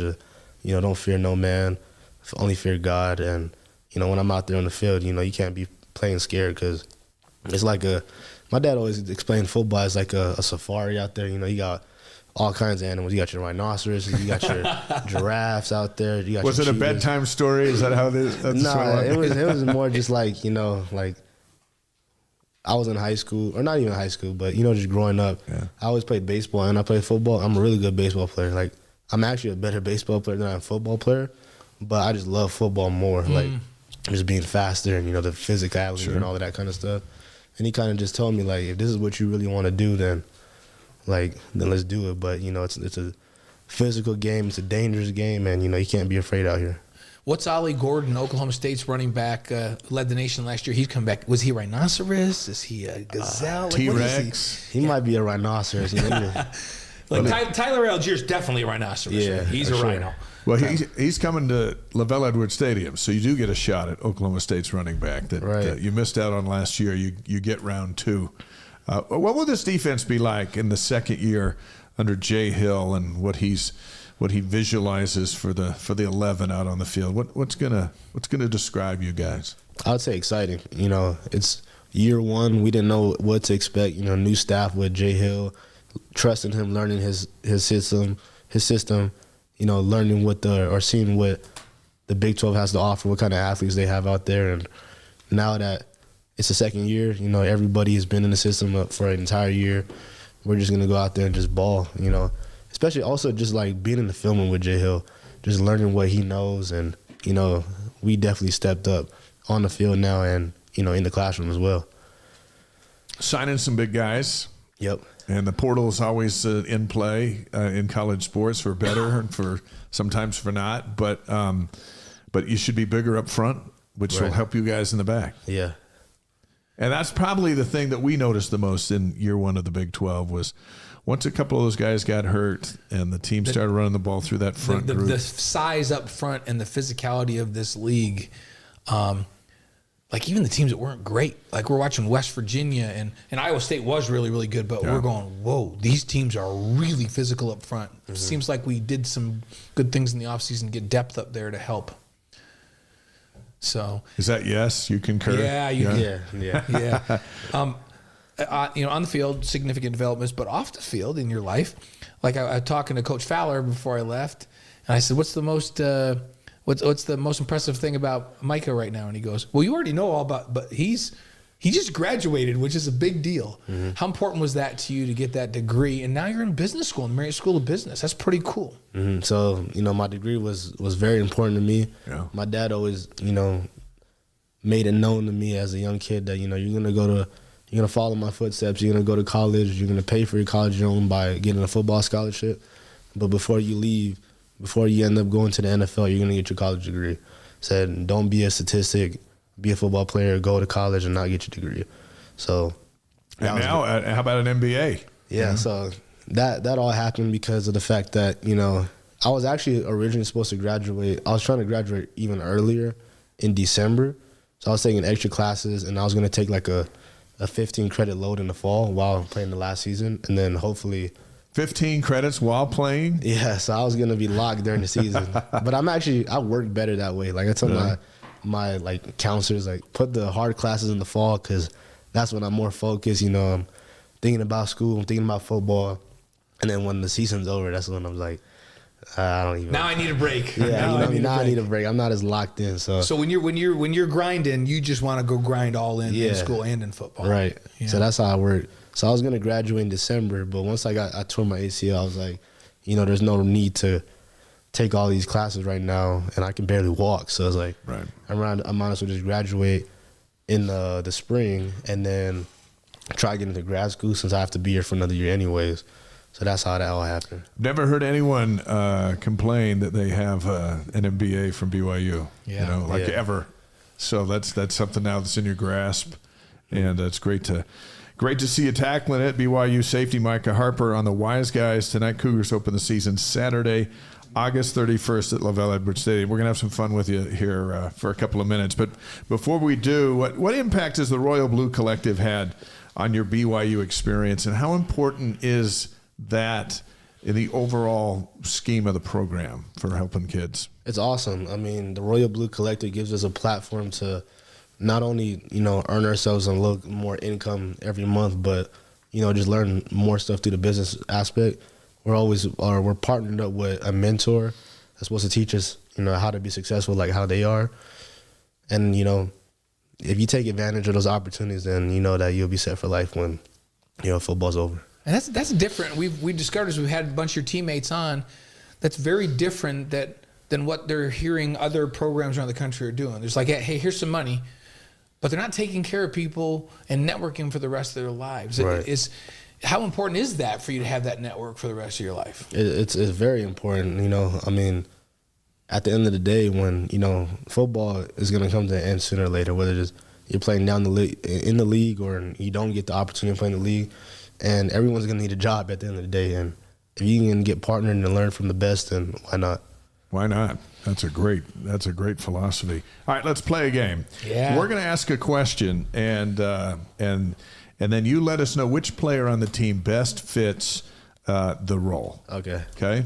And we have our questions for you coming up. Yeah, so we still get 5 questions like Brandon did, but we thought this would be a good game. Okay, let's start with this one. Of everybody on the roster, who is most likely to be the president of the United States? Oh, for sure, Cody Epps. Cody, why? Because he's always campaigning, or that dude is just the way that his man thinks is like he's a politician at heart for sure. Like not that he loves politics, but just the way that he thinks and the way he talks. He's always like game planning and scheming to like beat another man psychologically. Like the way that he can talk, it's amazing. So he's going to be here in a couple of weeks, so we're going to ask him about being president of the United States. That's actually one of his he always joked around like, I want to be the president of the United States. If you ask him like what he really long-term goal, that's it, huh? Yeah. That's what it is? Yeah.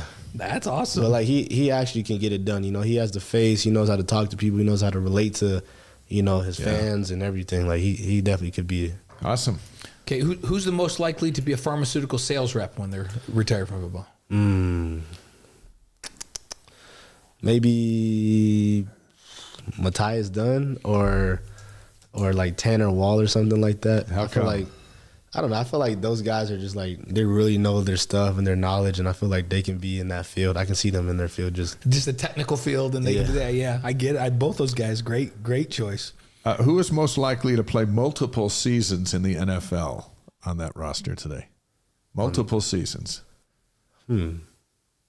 You know, a lot of guys will get a few, and the average career is 4 years. Last week on the show, or 2 weeks ago on the show, we had the former BYU player that played more seasons in the NFL than any player from any college in the state of Utah in history. And who's that? 19 seasons. Lee Johnson, the punter. Oh, yeah. I know Lee. You know Lee. So he played more seasons in the NFL than any grad of any university in the state of Utah. 18. Punting. Yeah. So you're talking about this current roster right now? Yeah, because it could be Ryan Rico, right? Because Ryan could be in that league forever too, but he's gone. So it's this roster. That's a hard one. Because I feel like a lot of guys will definitely get a shot and definitely, if they put in the right situation, they can make the most out of their opportunities. So all right, we can put a TBA on that one. Oh yeah, let's put a TBA because I don't know. There could honestly be a couple people. Okay, all right. Okay, who's the most likely to be a DJ in a nightclub? DJ in a nightclub? Let's go with Tracon Boren. Oh, that one surprises me, but I like it. The thing is, like, a lot of people, he's new, so a lot of people don't know him, but I live with him. Oh, yeah? And, like, he's a I don't want to say he's a crazy person, but he's definitely different. Like, he would surprise you with the things that, like, he would do, the way he would act, like, when he's, like, comfortable. Like, I could definitely see him doing something like that. Okay. I've been talking about Tracon the last couple of weeks on the show. And I'm interested in your take on Tracon, because everybody talks about the quarterbacks. Then they just signed another one, right? We talk about him all the time. Yeah, and so we talk about him all the time. And I was like, hey, guys, don't sleep on Tracon Boren. The last couple of weeks of spring ball, I felt like he really came on. And you're on the other side of the ball. You're also his roommate. What do you think? Did you feel like he made a mark in spring ball? Yeah, for sure. I mean, he definitely came in. I seen like before spring ball even started, he was projected like 7th-string quarterback. Yeah. 7th on the depth chart. And I was like, that's wrong already. But I mean, just the fact that, you know, with the limited reps that he got, you know, I can definitely tell that the offensive coaches didn't think that he was gonna produce like he did, or even any of the players, just because he's a little more reserved when you first meet him. Like, he's not the raw guy. He's not gonna step up and, you know, break the huddle down. But like, you know, he's like a little silent assassin. In the sense of like he knows when to be a leader, and he knows like it's not his place, it's not his time right now, and he's just knocking on the door, you know, staying behind the scenes but making sure that he's doing what he needs to do.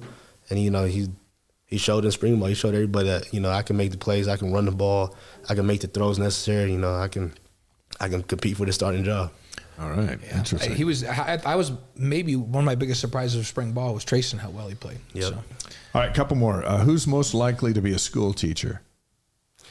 These are hard questions. Let's see. I got to go with, it's probably going to be, I can see Talon Alfrey honestly doing it. Yeah, Really? I All like right. that one. Yep. I can see Talon. What? How come? Just because, like, I feel like when you look at Talon, like, he's just like a great guy. You know what I'm saying? Like, I feel like he definitely is someone that, you know, here, put it this way. When I ask him about, like, how he is back home, he always tells me, like, he's like the beacon of, like, the city where he is from back home. Like, he always had to, you know, be on his best behavior. He always has to, you know, make sure that he's doing good because he has other people, you know, younger than him that's watching his every step. So his parents really made that known for him, like, hey, you need to be, like, a great role model or something like that. So I feel like he could be it. All right. He'd be good with kids. And people that don't remember this, you and Talon both go down, and we're supposed to be starting at Free and Strong. Yeah. In that opener, and neither of the starting safeties played that first. And Talon played down the stretch and still got to redshirt in the last couple of games because he's healthy enough. But yeah, what kind of impact did that have? It's a brand new defense, and the 2 starting safeties didn't play. That's a big deal, right? Right. You know, it's definitely tough, but, you know, he was fortunate. He was able to get back on the field, you know, play a couple games, help us to contribute. You know, we didn't get any wins, but, you know, just him being on the field makes our defense better. And those two will be together this fall, for sure. You got to be Getting on the some field together a wins. bunch. Getting some wins. All right. Here's our last question for Micah Harper, who's on the Wise Guys tonight, about his teammates. You got it? Yeah. Who's the most likely to be a football coach?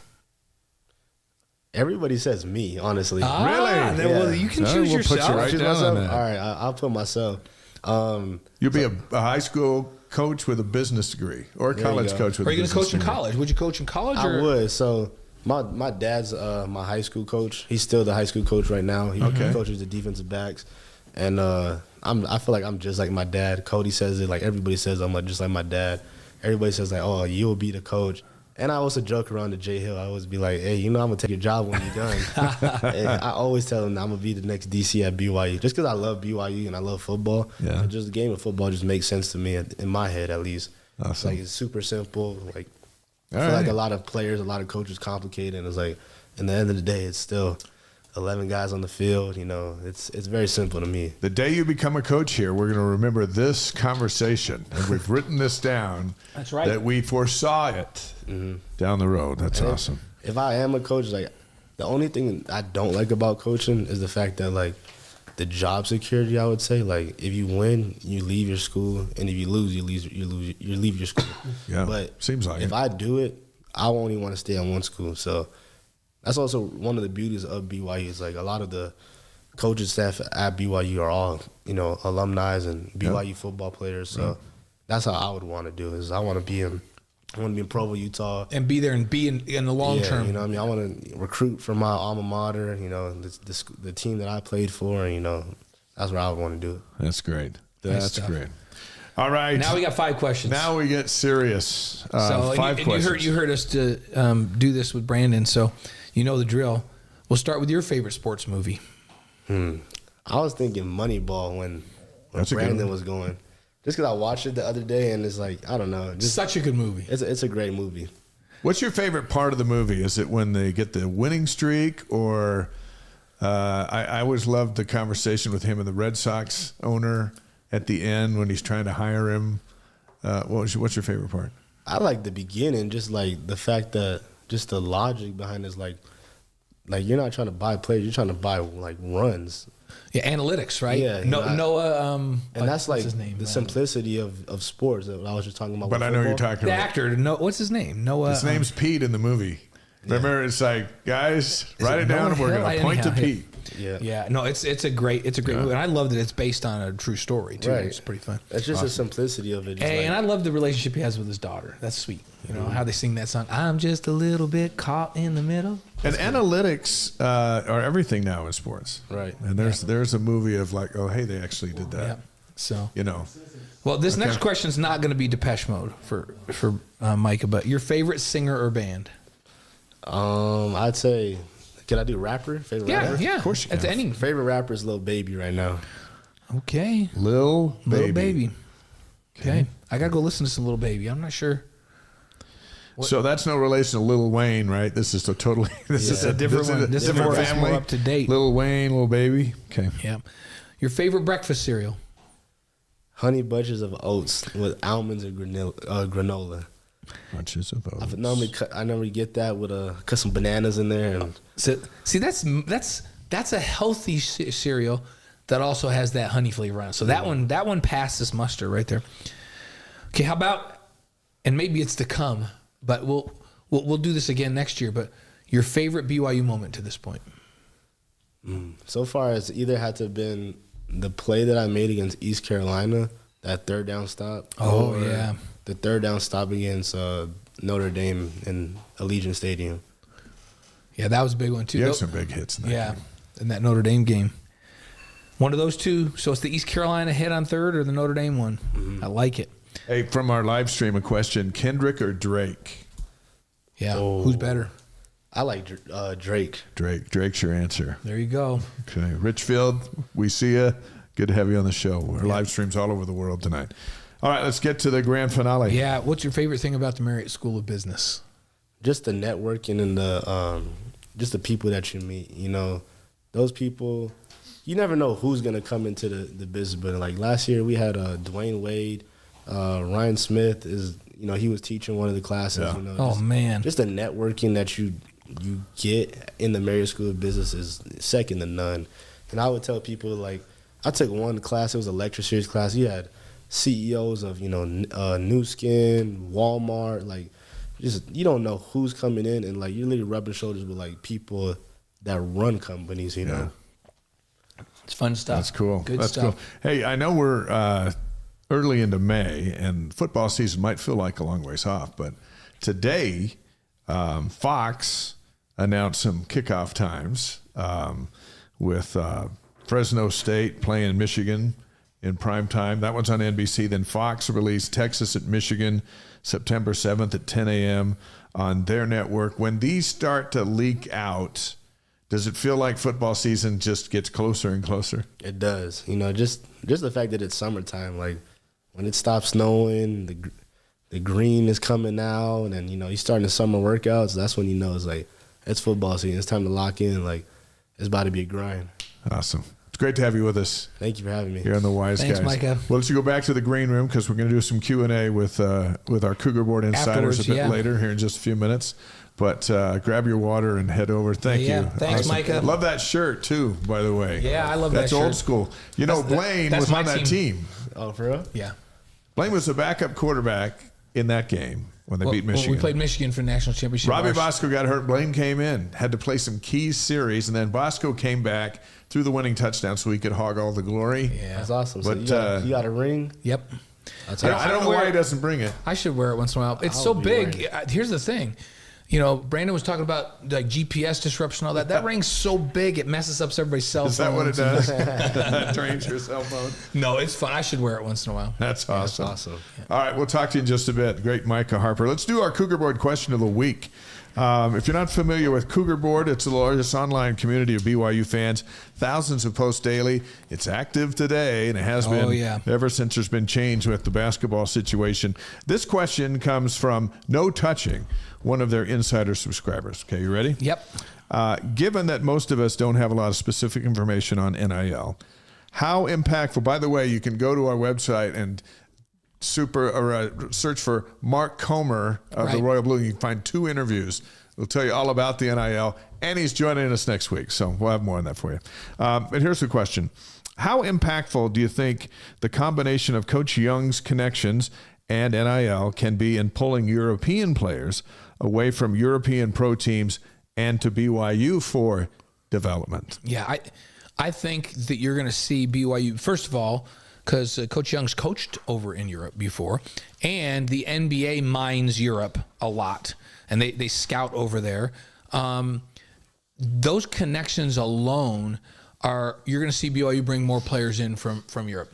And you think about it, some of the greatest players in the NBA right now are from Eastern Europe. Yeah. It's just... Yeah. They're dominating the playoffs. It's a pipeline. And so he has tapped into that pipeline. He already has connections over there. And NIL just helps across the board. Whether you're recruiting players from Europe or you're recruiting players from Australia or from the United States, you have to be able to match up from an NIL perspective. And BYU's, we just talked about it with Micah, BYU's ability to not only generate dollars to help these guys, but create a network for them that takes care of them for the rest of their lives is a big draw.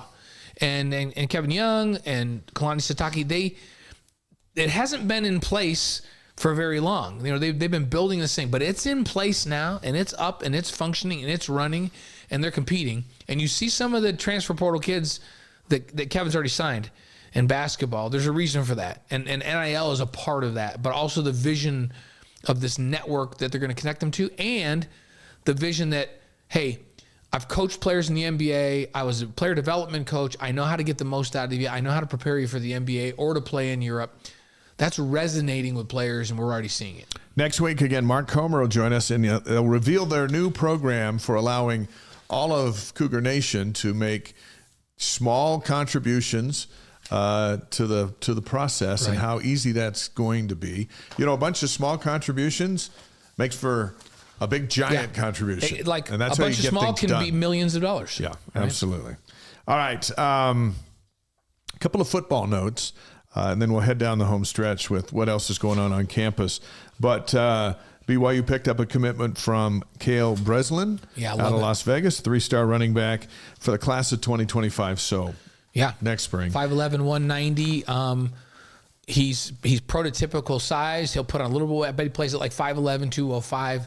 Really, really good looking prospect. He's running at Faith Lutheran, and they run a cool little offense. And I did not realize until this week that his head coach is Mike Sanford. That's right. Who we got to know, and he was head coach at UNLV, and that was after he was the OC at Utah. Yeah, we got real close with Mike. So I knew him up there too, and he's like, the fact that he's working with high school kids is amazing. He's a great coach.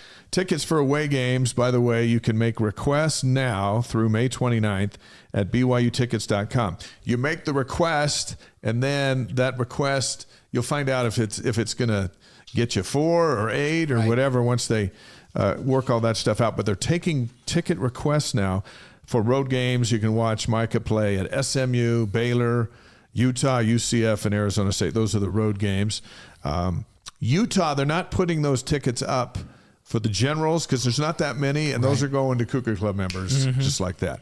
But BYUtickets.com if you want to see the Cougars on the road or in your neighborhood if they're coming to play where you are as you're listening to our show. And they're shooting for a stadium takeover at SMU and at Arizona State. They just had they got a really good chance at ASU. Yeah, absolutely. SMU, they're kind of hyped up about their own thing, and they're good, they're good. So and Arizona State's good too. But SMU, this is kind of they've arrived in this last couple of years, and they're really excited about the trajectory of that program. Part of the plan for the takeover starts this weekend down in Arizona. That's right, with the Oh, I'm losing my mind. They just had the one in Dallas. This is the Phoenix Fan Fest. Fan Fest, yeah. 11 to 1. They're going to do it at Gilbert Regional Park. You can Google it, Gilbert Regional Park. And players, coaches, Cosmo, Cougarettes, Cougar Tales.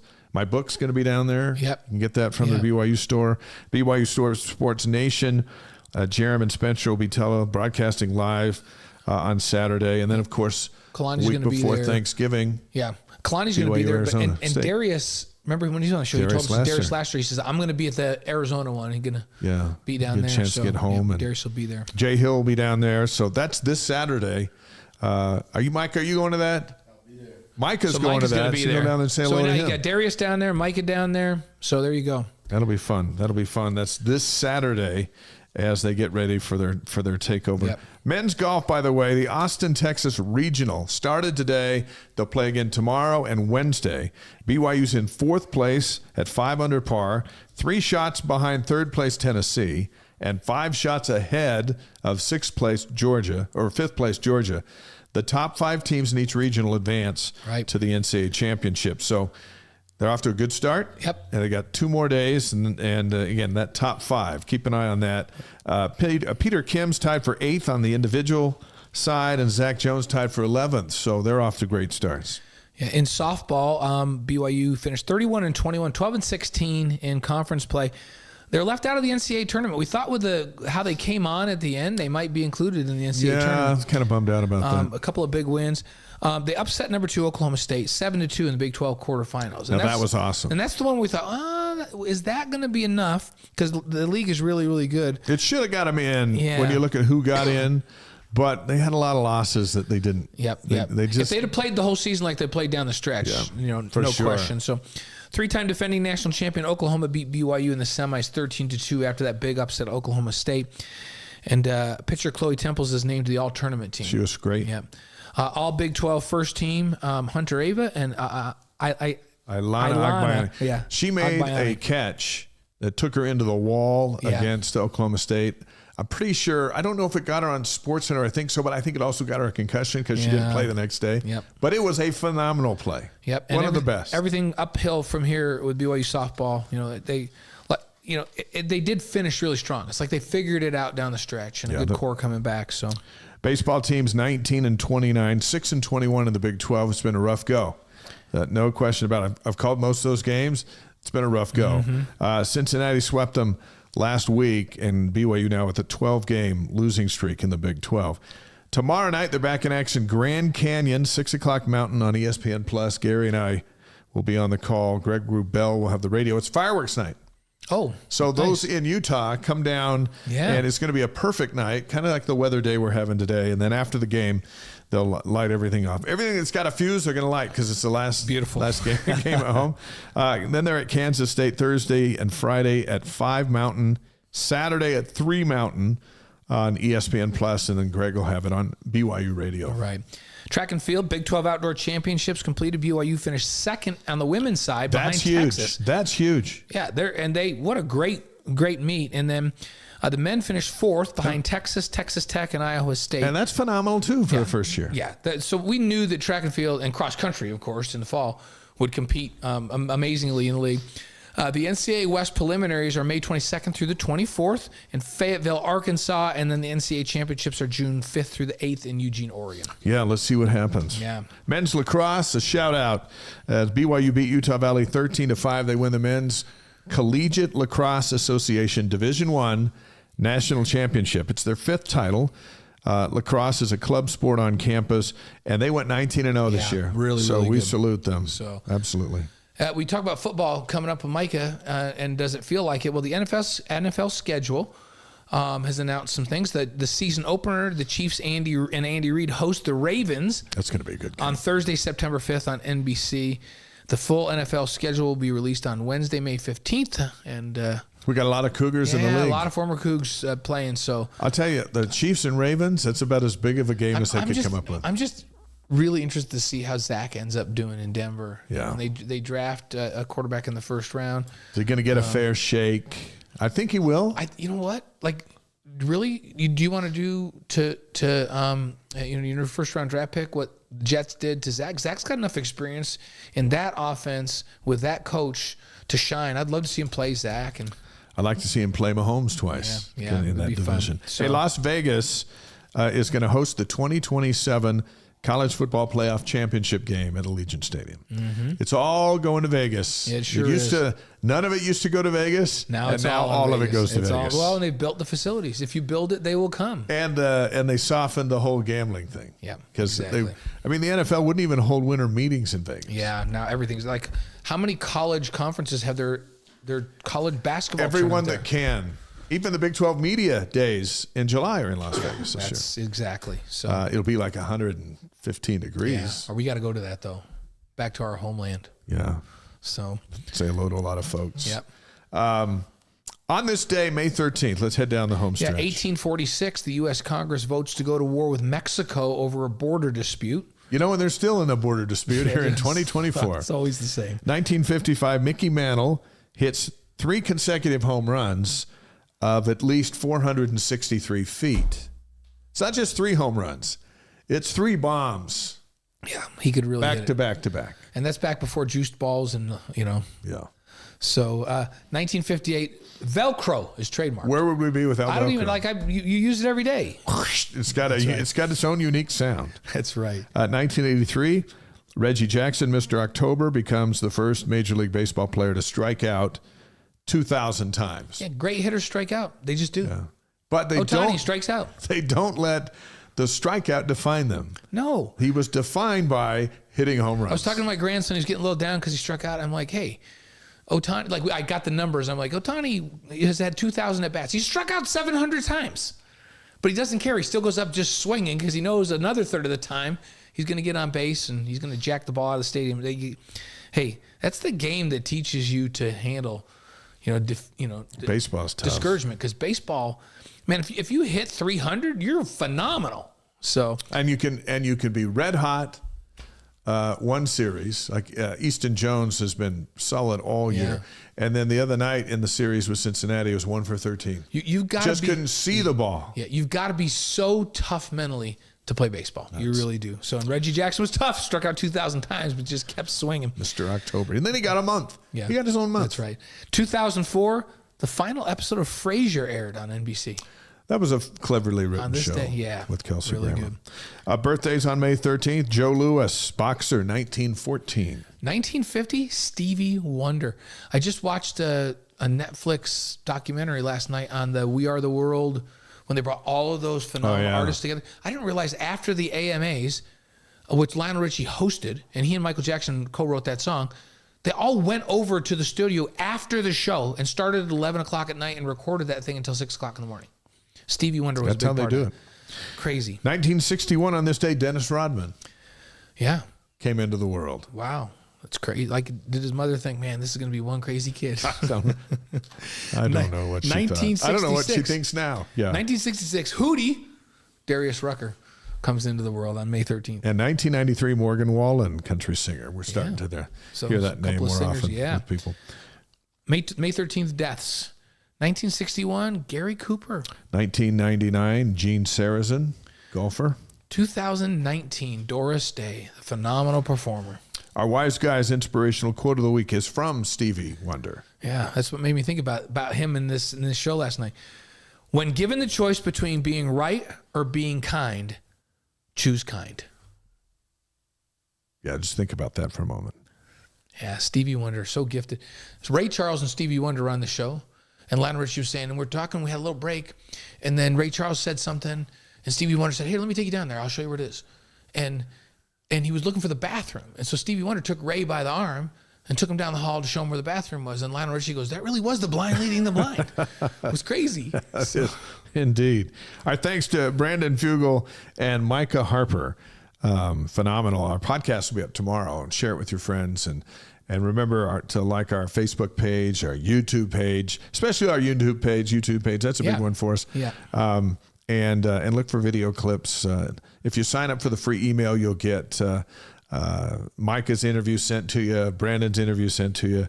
And I thought both were great. I love when Micah started naming his teammates to those roles. Yep. Yeah. I think that was that was insightful, and we learned something about all those guys. Absolutely. We need to do that more often.